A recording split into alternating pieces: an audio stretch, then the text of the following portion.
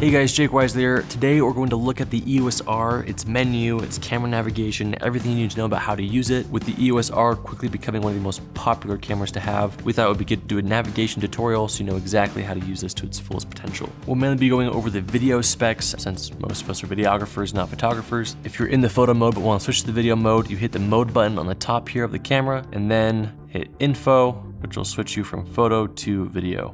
We'll leave on video for now. But starting with the home screen navigation, if you hit Q on the wheel here, you'll see a pop-up menu of all your quick action items to adjust. Top left corner, you have autofocus, facial tracking, 1-point AF, all the different autofocus modes. Here you have your movie recording size, pretty self-explanatory. Your audio recording levels, your volume that plays back. Movie digital IS, you can turn this onto an enabled or into enhanced. We usually leave it around enabled or lower. Enhanced is a little bit warpy. The arrow just exits the menu. Kelvin, you can adjust this Kelvin using this, or what we will show you in the future is customizing the slider here to be Kelvin. You have your picture profile, and I don't use either of these, the lighting optimizer and the HDR movie shooting. But as you can see, I've customized my touch bar here. I can now slide that quickly to adjust my Kelvin.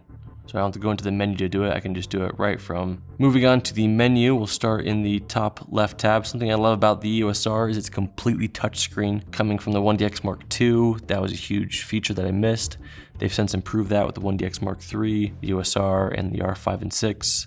So props to Canon. As you can see, very simple menu, a lot of which is already on screen, on the navigation screen, which you can access while you're shooting, but it's always good to know where to find him if for some reason it disappears. And movie recording quality, you can change your movie recording, obviously. You can do high frame rate, which will do 120 frames per second in 720. Movie cropping, always disabled. Sound recording, if I have like an external microphone, I want to set my levels, I come in here to do that. Time code just kind of tells you how you want your videos to play back and how do you want to adjust it. I usually leave that at the default. Movie digital IS, you can come in here and adjust that, turn it on and off, etc. Going over, you can do lens aberration correction, time-lapse movie, which is a pretty great feature. You can turn this on in 4K or full HD and choose how long you want the final video to be, how many shots you want in that amount of time. Remote control, a lot of Canon cameras come with remote control for photography or for video. You can kind of hold a control and hit record, hit stop. I've never used that. Something important to know about cameras is you don't need to adjust every single setting in every single tab. Usually cameras come with some great default settings and then you can just customize it to meet your needs. So a lot of these things, I haven't not used them because I'm lazy, I just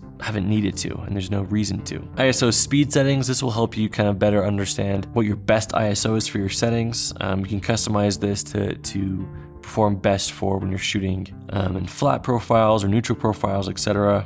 I haven't touched it. I don't think Landon's customized his. Lighting optimizer, I keep that off. Highlight tone priority, keep that off. Metering timer and that I've just left on the default. White balance, again, you can customize this to be a button on your camera or you just do it from the main menu. There's no need to come all the way in, go all the way to page 4 and adjust it. White balance correction, sometimes when I'm adjusting my Kelvin, but there's still like a green or pink or blue or red tint, I'll come in here and adjust that. On the 1DX Mark II, I always kept it at 0 M2 because the 1DX Mark II shot a little green for me, so I'd always keep that down just a little bit. Picture style, Canon log settings, you can come in here and turn this on. In 8-bit, or if you have an external recorder, you can do 10-bit. I leave that off. HDMI display, I usually keep this on playback and the screen so you can see your camera screen and see it on the HDMI display. Okay, autofocus, again, you can just adjust your autofocus here in this menu. I left this on default. I keep touch and drag disabled. Touch and drag just means as opposed to touching your screen, you kind of have to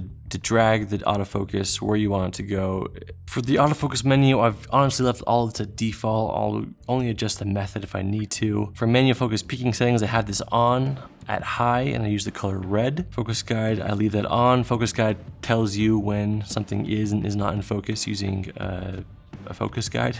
And for these rest of these things, I haven't touched them. I leave them all at default. Same with the playback. I've never used any of this, anything from this tab here. I've never touched it. For settings, select folder. I keep my file number at continuous, manual reset, file name. You can change the name of your files here. I haven't, but you can. Auto rotate, just leave that on. And then here's where you format your card. I don't have a card in my camera. Eco mode, I leave that off. Power saving, keep that at the default. Display brightness, I kept that at 4. Standard, just the date and time here.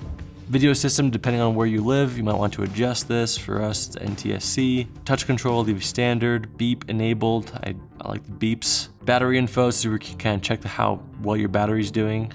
As you can see, my battery's about 80%. HDMI resolution and HDMI output default. And I've left all of these the same as well. For the exposure tab, I've never touched any of this. You can change which way your control rings go, how sensitive your focus ring is. For the tab bar, the page 4, so we can customize the buttons. And you can adjust all these buttons to be different things if you want to. I've left them all pretty default. For the dials though, I make sure this wheel is set to shutter speed on the top, and the bottom one is set to aperture, so I can quickly adjust my aperture and my shutter speed on those two dials. And on the ISO on the control rings, as you can see, this RF adapter has a control ring here that you can turn. I've set that to be ISO. You can set it to be a number of things, but that way I can quickly adjust my ISO without having to go into my settings and change it. I can just turn this dial until it looks good. Customize the bar.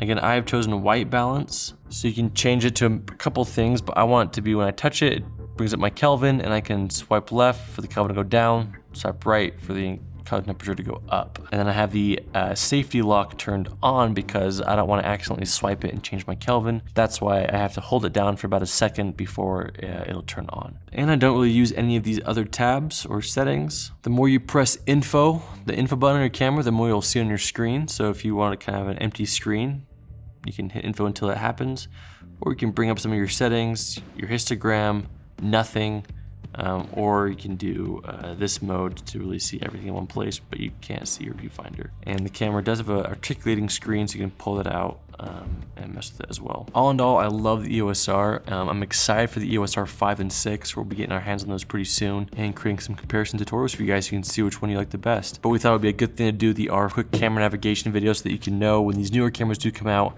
that you have a base to start at, so you're not walking into it completely blind. Guys, I hope that helps. If you have any further questions, please let me know.